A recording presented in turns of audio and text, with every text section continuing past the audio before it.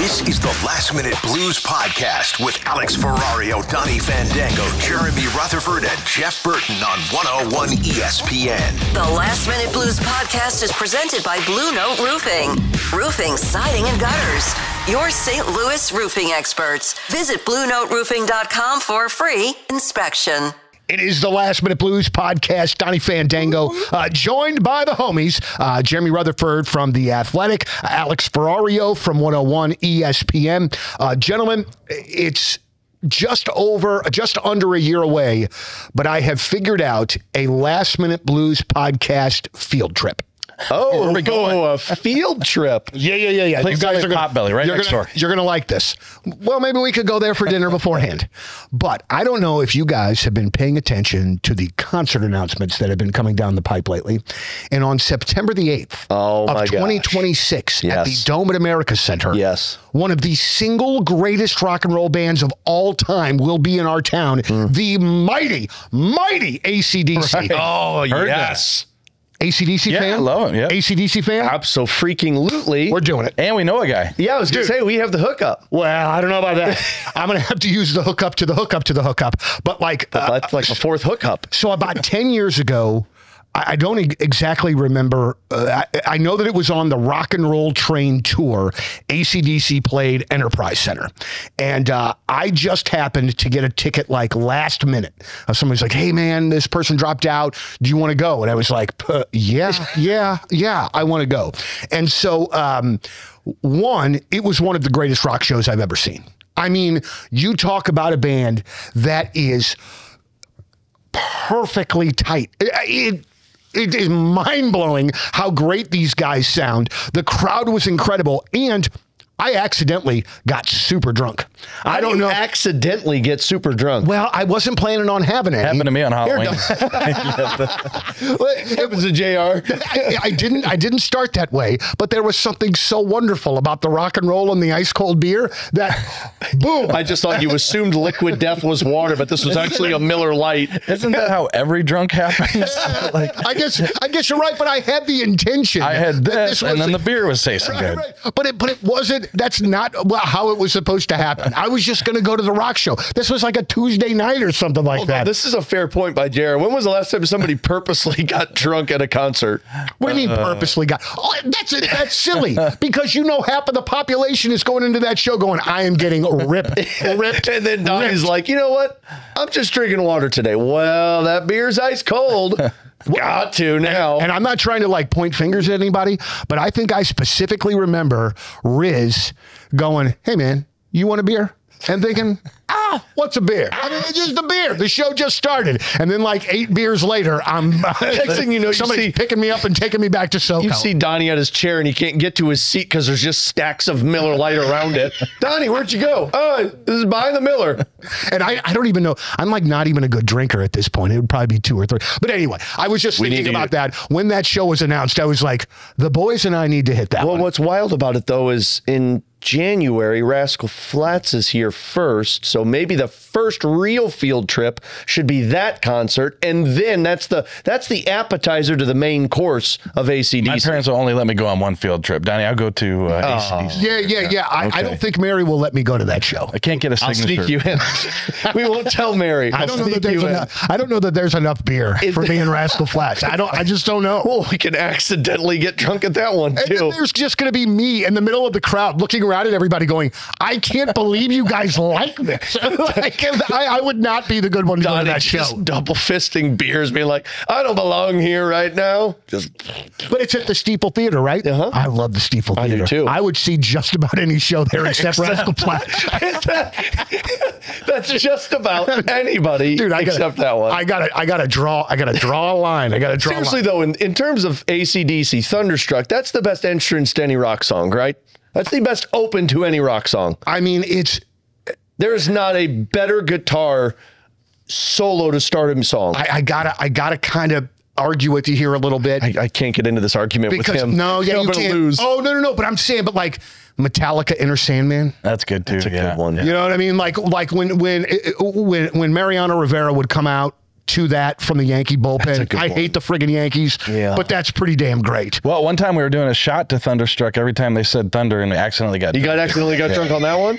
Oh, man. in like 30 seconds, probably. Before anybody even sang a word, you were getting drunk on that one. They say Thunder like 17 times. It's really amazing to see a band like this, and then on top of the fact that these guys are no spring chickens and they still freaking kick ass. I think that just really just speaks to the musicians that they are and the people that they are. So again, if you did not hear that, September the 8th of 2026, AC/DC coming back to Mighty St. Louis. We'll be waiting to hear from you. Yeah, I was going to say, you can't do this and then just be like, hey guys, sorry. Right. I will make it happen. Because otherwise I'm going to have to get accidentally drunk for no reason. And they got to have a reason to do this. How many people do you think were going to the Blues game last night thinking, well, at least I'll have beer to comfort me no matter what happens in this game? Probably had to be a couple. Might have been the main reason why. I hate kind of where we are right now, because I was excited to watch the game up until about 30 minutes before the game started, and I was like, what am I going to see? What am I going to see? I'm nervous as to what I'm going to see. I can't handle going into the podcast tomorrow with them losing again. Yeah. What the hell are we going to talk about? And so it was really obviously fantastic to see them pull it out last night. But I think one of the things that I just kind of want to ask you guys over the course of the last few games, however far that you would like to go back, are you seeing signs of light? Are there things that are making you hopeful that this is something that the Blues can turn around? Because the reality of it is this. I understand that it's going to, sometimes it takes a while for things to grow, but one of the things that we talked about ad nauseum at the beginning of the season was coming out of the gate hot and not putting yourself in a hole. And I'm just a little afraid that unless they go on an absolute scorcher of a tear, that maybe they dig themselves too deep of a hole to dig themselves out of at this point, with as competitive as the West is. So, take those 12 questions, guys, and do with them as you please. This is like a triple part question. Number 6. Yeah, let me start with the last one, and then Sorry, guys, it's just how my brain works. I don't know. Make my way back to the first one. I feel like I got accidentally drunk on that question. I got 8, 11, and 12. Yeah, okay, good. I'll let you go second on this one. I'm going to start. Can I give you one to make you feel worse about where they're at before I make you feel better? I like it. Okay, good. This is a weird way to do this, but so I heard Elliot Friedman say this, and this goes into the thought process for the fans of this is a bad start to the season. Why you need to come out hot. Elliot Friedman of 32 Thoughts said that on November 1st in the salary cap era for a 82-game season, it's a lot of benchmarks, so follow along with me, full 82-game season on November 1st since the 2005-2006 season. For teams that on November 1st were sitting 4 points or more out of a playoff spot, there's been 72 of them, and only 10 made the playoffs. So 16% of those teams that on November 1st that were 4 or more points out of the playoffs didn't make the playoffs or made the playoffs. So not good. Yeah, I wish maybe we wouldn't have started there. Go ahead. No. This is the thing. I got to knock you down for a 7 count, and then you'll get back up, and then you'll Rocky Balboa me here. I do think there's plenty of time to pull yourself back into this, though. Going 3-6-1 in the first 10 games of the season is a lot different than going 3-6-1 in February and being behind the 8 ball with only a month and a half to play. Mm-hmm. You still have 11 games before Thanksgiving to pull yourself back to above 500. And we all know the stat of being above 500 and where teams are at in terms of the playoff race. And then beyond that, you still have 70 games to play the rest of the way, 69 games to play the rest of the way. So to me, the last 3 games, Vancouver, Columbus, and then, of course, Edmonton, felt like they were making strides towards what they need to be.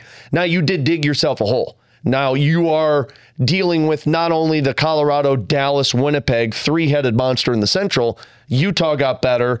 You would assume Minnesota is going to be better than what they are. And then you've got Anaheim to deal with on top of Vancouver and Edmonton. There's a lot of teams fighting for 1 spot, 2 spots, really.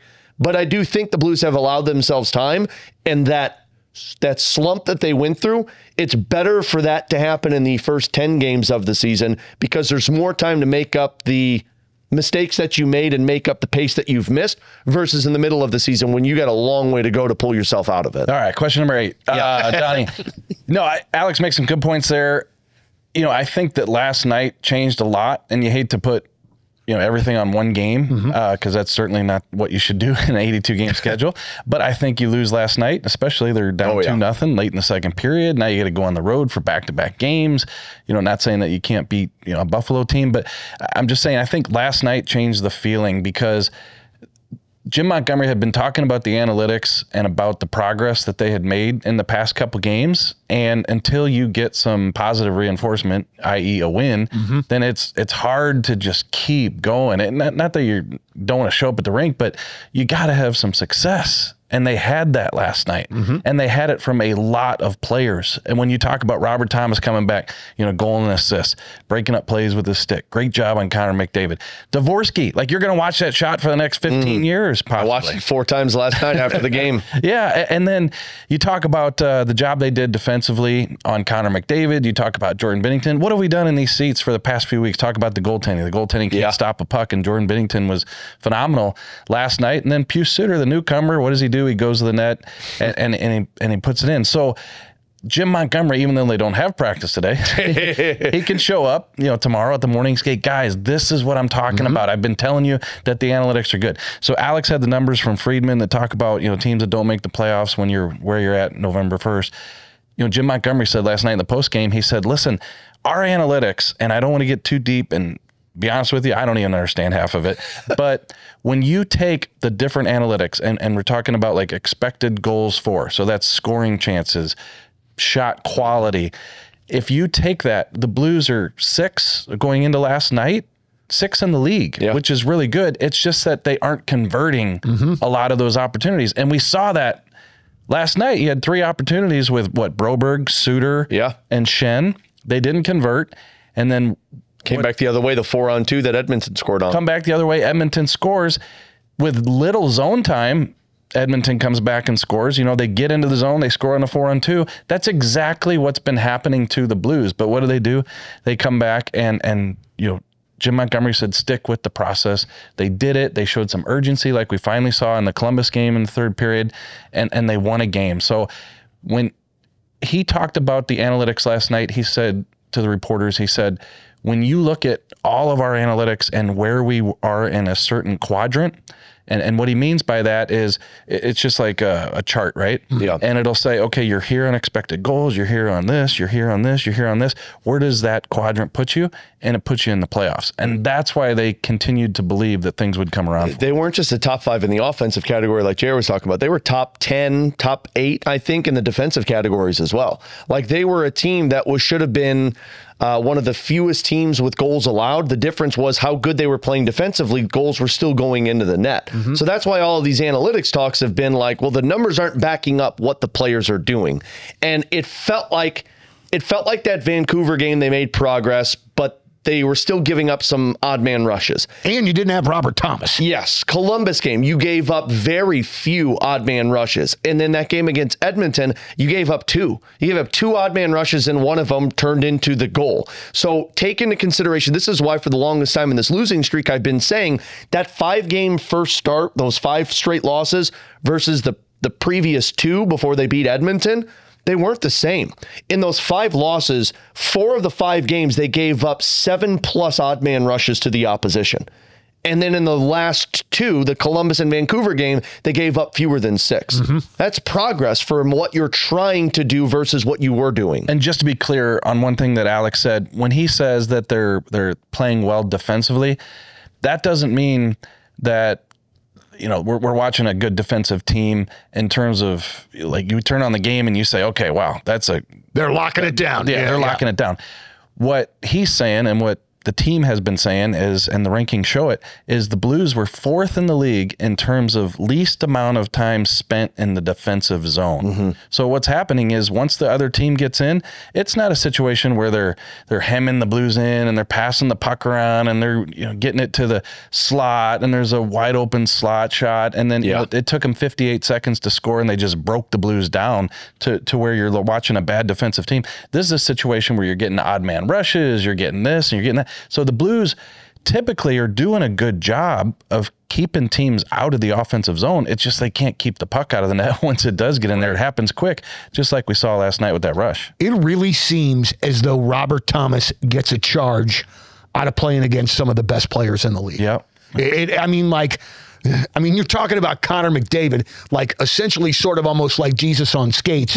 And it seems as though that Robert Thomas, and I don't have statistics to back this up over the course of his career, so I'm just kind of going off the top of my head, and I could very well be wrong, but it seems like he really loves the idea of locking them down and then getting a little low for himself. Yeah, well, not just him, but Parayko as well, because Parayko, when he plays against McDavid, seems to always have some of his best games.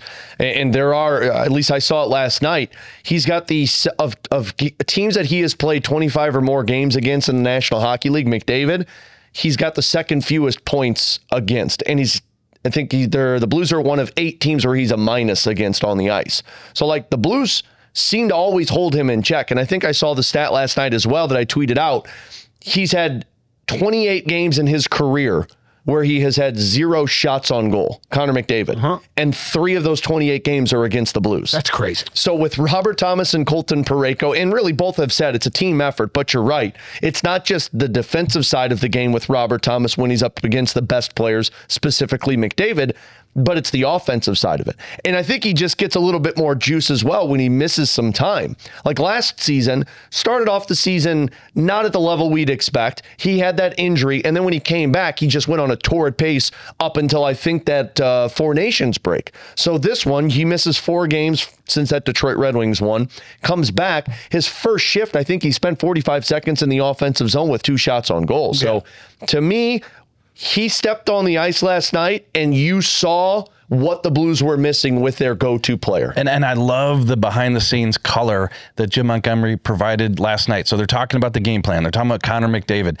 Jim Montgomery says the other team's best player, they always put a MDM next to him on the game sheet, and that stands for most dangerous man. And obviously that's going to be Connor McDavid. Yeah. But what he did for him last night is he added a W to it, he said. So most dangerous man in the world is what he put on the sheet yesterday. And he said when they were explaining that to the Blues and Philip Broberg, who had that assignment last night along with Colton Parayko to defend Connor McDavid's line, just said, yeah. Like he said he could tell that he was excited. And when you watch Broberg last night, I think Luke Korek made a good point about it in the post game, is that he was really physical with him. And he asked Jim Montgomery that question, and that's what prompted that answer from Montgomery, is that he was looking forward to that excitement. Whenever McDavid came into the zone, Broberg had a body on him. I mean, Thomas had a stick on him, Broberg had a body on him, and you go to the stats last night, I think Thomas's line was against McDavid about 8 minutes, even strength. Yeah.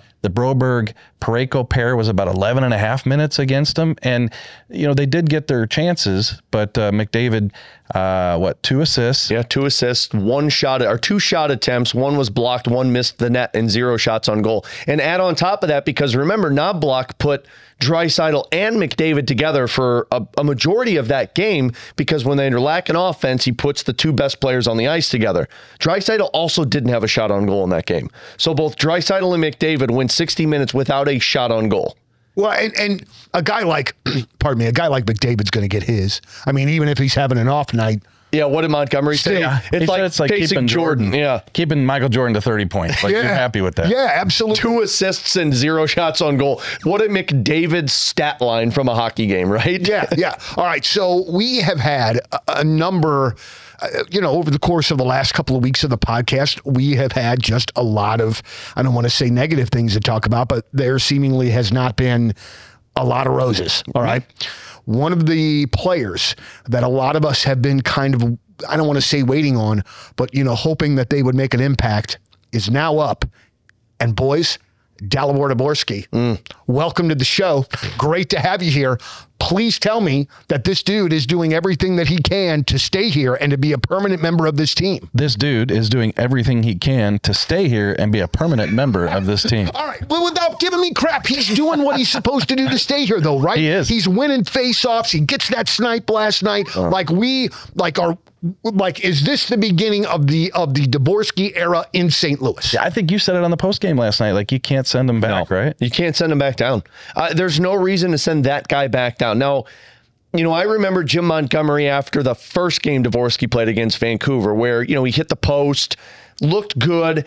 And I think it was either you or Lou that said, you got to be impressed with Dvorsky. And he says, look, this was a good game by him, but let's see what it looks like, because now he's got to recover. Now he's got to go to the practice the next morning. Now he's got to play in a couple of days. He's got to continue this cycle of playing. It's not just one where you come in with adrenaline and that back at the NHL feel. And he has never taken a step back, it feels like. Columbus game, he was noticeable almost the entire night. I think in the first 4 faceoffs he had in the Vancouver game and the Columbus game, he won every single faceoff. Like, that is huge for a guy to step into the NHL and win that many faceoffs.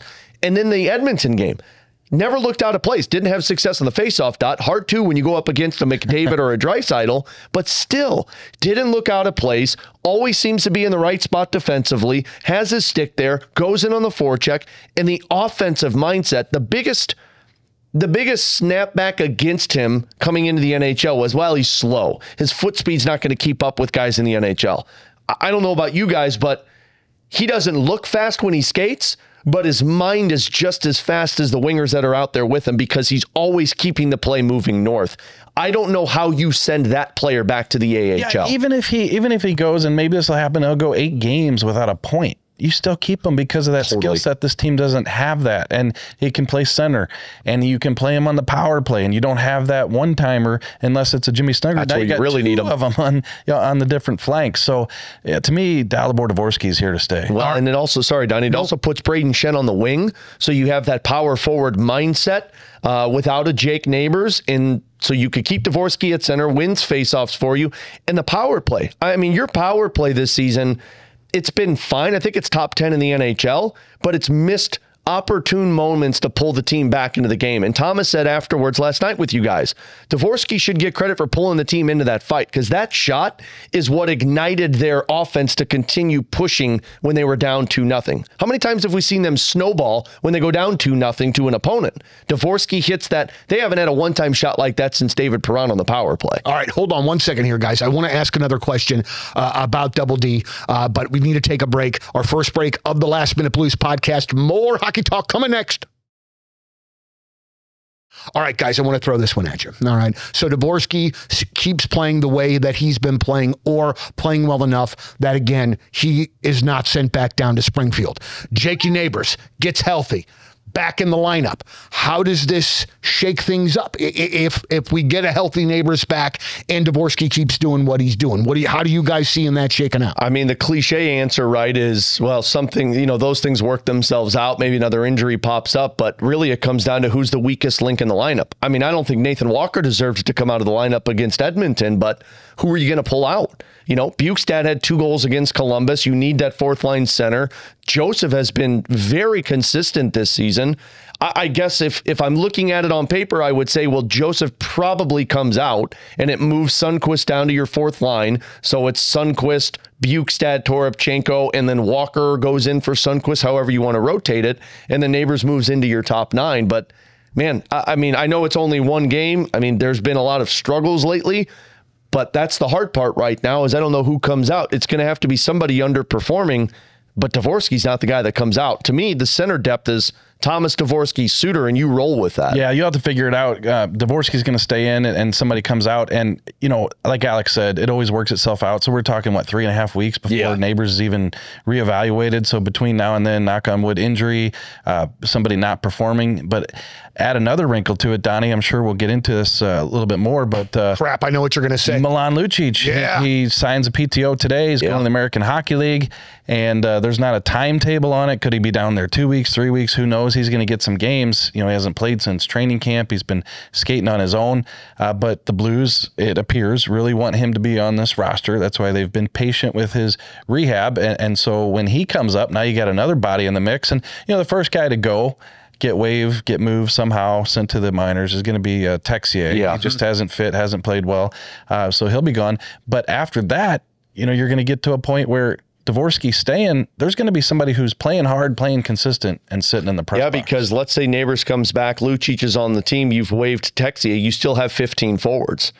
So you got to make some type of decision. Now, again, we're 3.5, 4 plus weeks away from this, which it always works itself out. Well, because Neighbors, and you said the key there is to be evaluated in 3.5 weeks. That's not even back. That's just seeing how the injury is healed and such. So this could even be longer than that. We don't know. Well, and it's a right leg injury too, so you have to imagine some conditioning you got to get back up to. It's different than the upper body injury to where you can still skate. Yeah. This one, you're not getting to skate as much, so it might be a while for Neighbors, which is why you want a Milan Lucic.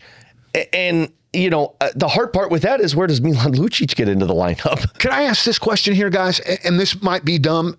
Please tell me if it is or not. Donnie. But why would we not try to go back and pick up a guy, see if Ryan Suter is interested in coming back and helping with that bottom D pairing, as opposed to having a roster loaded with forwards in this Lucic situation, which we don't, am I making any kind of sense with that? Why wouldn't you take a stab on a Suter to settle down maybe that D, as opposed to Lucic, when you're still like, best case scenario, I still don't even know what I'm getting out of this guy. It makes sense. And I think people have brought that up in terms of, do the Blues miss Ryan Suter? He could, give you experienced guy back there. He played well with Tyler Tucker last year.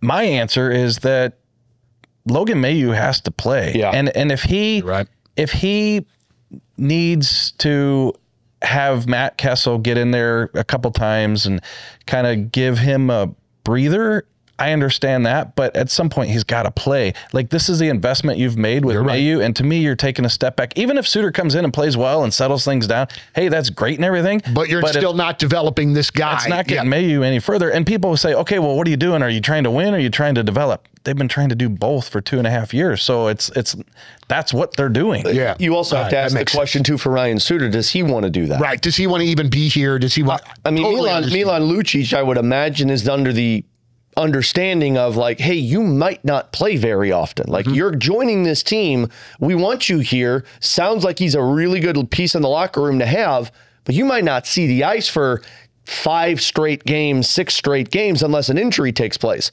Lucic is probably okay with that.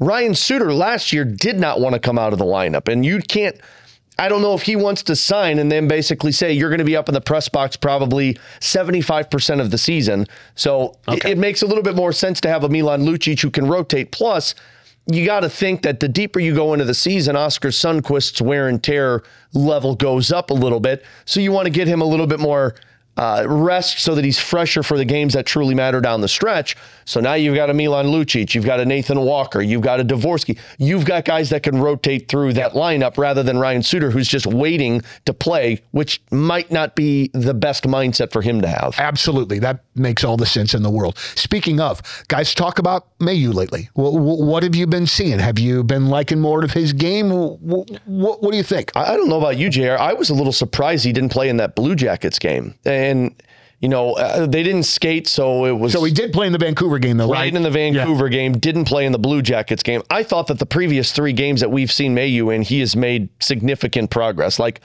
not on the wrong side of the puck, not being overly aggressive for pucks in the neutral zone and getting caught with those odd man rushes. He'll have a moment every once in a while, but I think that's the growing pains for a young defenseman out there, specifically with Tucker.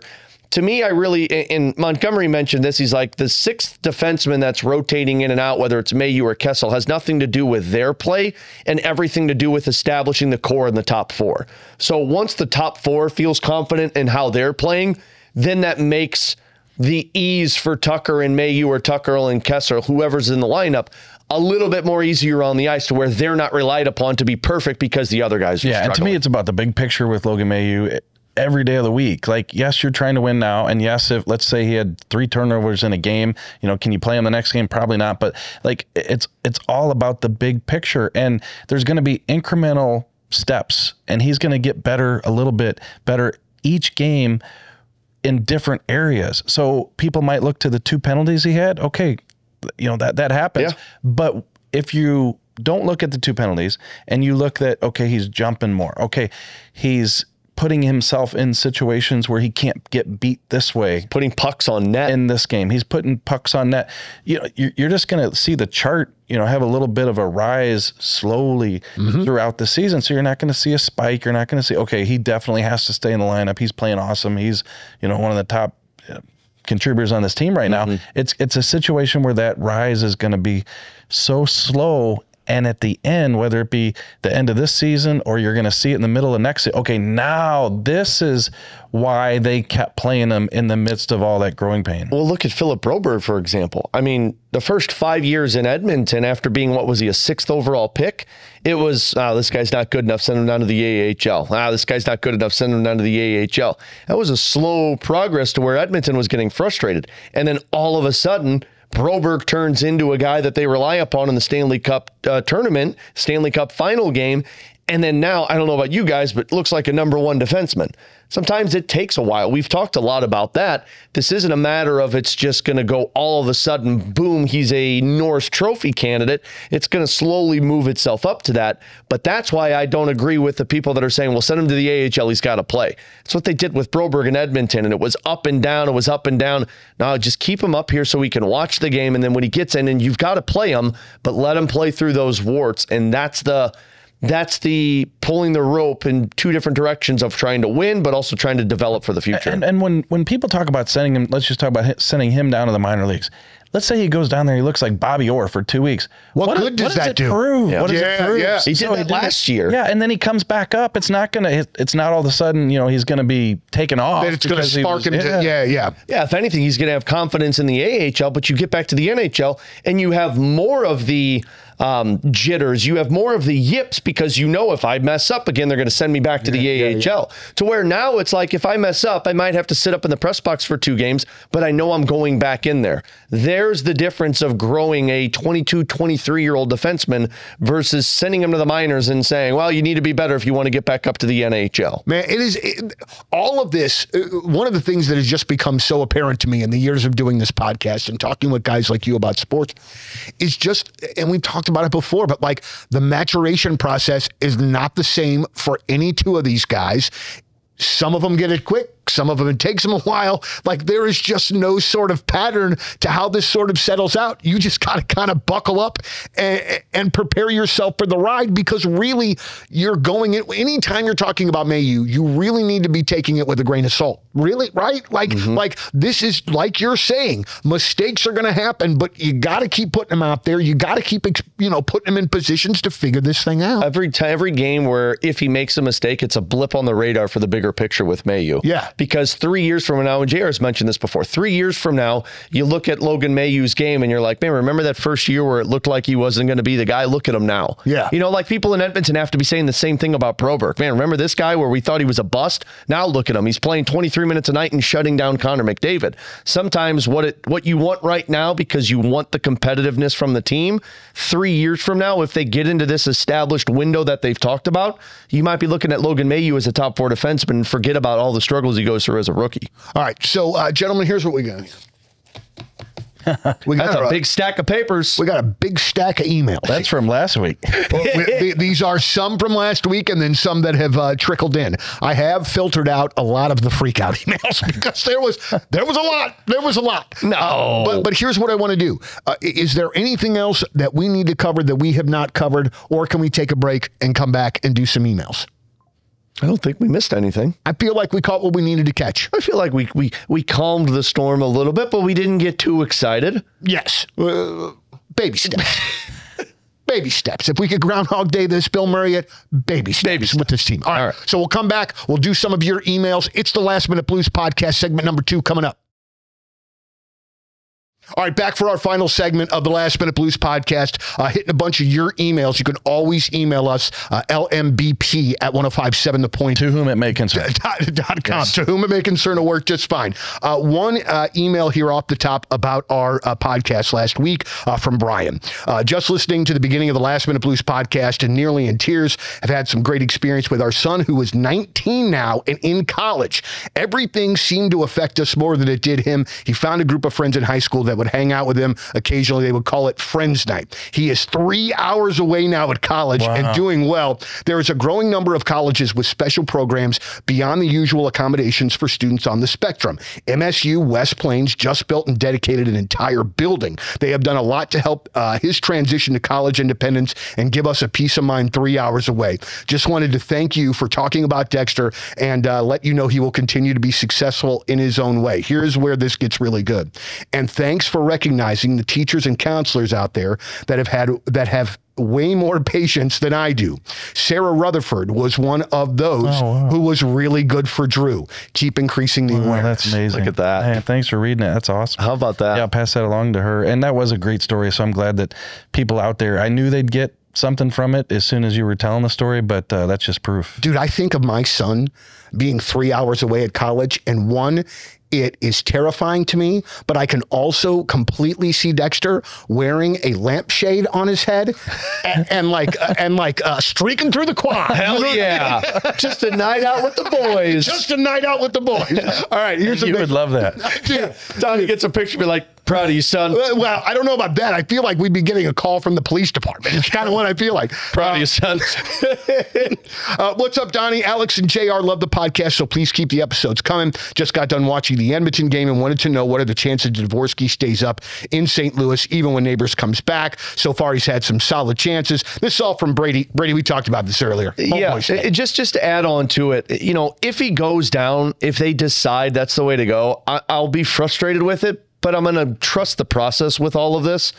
Like, it's a guy, though, that I don't believe deserves to go back to the AHL because he's shown a change. Like, we talked with Connor Walchuk, who's the head coach for the Thunderbirds last week, and he said he came into camp for the AHL this year, and he just went out there and took everything that we put in front of him. He said last year he tried to let his skill take over for some certain areas where you needed to just put the compete level, and he said he doesn't do that anymore. And you see the competitiveness. So to me, like, the perfect spot for him is that third line center role. You've got Pius Suter now. Schenn can be a versatile player for you that can play the wing, play the center position. Bukestad shows the ability to impact the fourth line. The best step for this development to get to that competitive window that's consistently open is to have Dvorsky get the reps just like Snuggerud did last year. So I don't see a point why you would want to send him down. And I mentioned this to Donnie Jr. before we went on the air. I had this last night on postgame. Man, if Dvorsky stays up here up until February and he performs well, he might make Team Slovakia for the Olympics. Yeah, I heard you. Yeah, that's if you look around, there's it's not like the Russian team or the Sweden team to where there's just nonstop NHL All-Stars. They've got some players that are from Slovakia that would make the team, but he played in the Worlds last year for Slovakia, played pretty well for him. And then, if there's not a whole lot of NHL caliber players, imagine having a 21-year-old who's got that shot in the Olympics for Team Slovakia. Yeah. Hey, and we're always looking for a headline for the pod afterwards. Yeah. What should we type on the top? He just provided it. Yeah. I don't know if you heard him. He's talking about Dvorsky. He said, Homeboy's here. Homeboy's here to stay. I like it. Put that on a shirt. Homeboy's here to stay. Chase messages him, is there concern about Hofer this season? Do you think he is the victim of unlucky games versus the Hawks and Mammoth, or is he himself struggling? How does the goaltending tandem look going forward? Are we still looking at 1A, 1B, or is Hofer more suitable as a traditional backup? Love the podcast. Let's go Blues. I'd like to take a swipe at this. Swiper. From what I gathered in all my years of watching hockey is that goaltenders go through it from time to time. And I feel as though with Hofer, he's a good one that's just going through it. Plain and simple. I feel like we have a very good goaltending tandem. I think that for the last couple of weeks, they've not been at their best, but I still think we have a very good goaltending tandem, and I think Hofer will be fine. Please tell me if I'm wrong. No, I think you're right. And I don't think you can guarantee anything at the end of the year. You might think, oh, man, I didn't think it was going to be much, but it just kept going with Hofer. But I don't think that. I think he's a good goaltender. He's proven it. He's shown it. Goalies do go through stuff. Donnie, he looked good against Columbus. He's got one of the best in the business, Davey Alexander, the goalie coach, to work with him. And I think they're working through it. And I also think, look at how the team played in front of Jordan Binnington and Joel Hofer in these last 3 games versus how they were playing in that Utah-Chicago game. I mean, I said it on the podcast last week. It was 7-11 in front of the paint. It's always open. Like, you come on in, take the shot, no problem. Hang out, get a Slurpee. Yeah, sit around, get your cheese dogs or whatever you want. But now, cheese dogs, that's a thing, right, JR? It can be. What are you looking at me for? But in the Vancouver, Columbus, and Edmonton game, man, there was nothing in front of the paint. It was all like, you're going to shoot it from the outside because if you go in the middle of it, we're going to shut you down. If they play like that, your goaltending is going to be fine. Was like Chick-fil-A on Sunday, closed. There you go. Dude, well done. I mean, God, JR had that one on the tip. He had that Clint Eastwood style ready to go. Teed up and ready. Make my day. Dylan message again. Good morning, gentlemen. You wanted short and sweet Fandango, so here you go. Is Toropchenko the solution to our fourth line identity problem? Definitely feel like he's going to make an impact. He's McDavid, but 6'6" and Russian. Also, if we want a grizzled vet for Maisie, Kessel Tucker, Ryan Suter is still a free agent. We talked about this a little bit more, so we won't go on to that. I love Torpo, and I'm not trying to take away from Dylan here, but I think we might need to roll back the 6'6" McDavid. You don't think the Toropchenko is the Russian McDavid? You know, man, I would like to say I love Torpo. I'm so happy he's healthy and on the fourth line.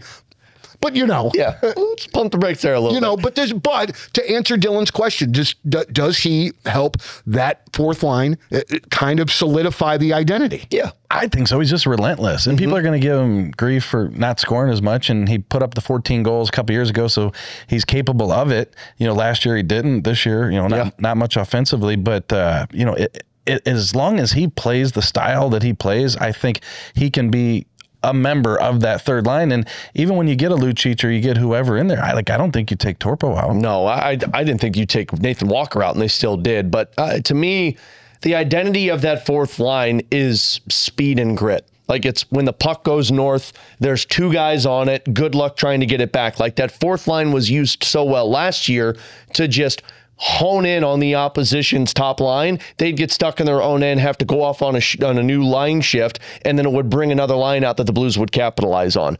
I always thought Faksa was a really big engine for that line, but Bukestad looks like he's performing pretty well there, playing decent defensively. You've got Sundqvist. To me, what makes that fourth line go is not just Toropchenko, it's Toropchenko and Walker. Mm-hmm. Now, they played well the other night when Joseph did a really fine job playing on that fourth line, but man, the Toropchenko and Walker on the wings, they're just always so freaking fast and so heavy when they go in on the forecheck. So that would be my answer, is it's not just Torpo. I think it's Torpo and Walker. All right, so I want to do this here. We got to wrap it up because I got to go be on the radio. But I want to give a shout out because we've got a couple of emails from folks that have hockey podcasts, and I want to shine a little light on them.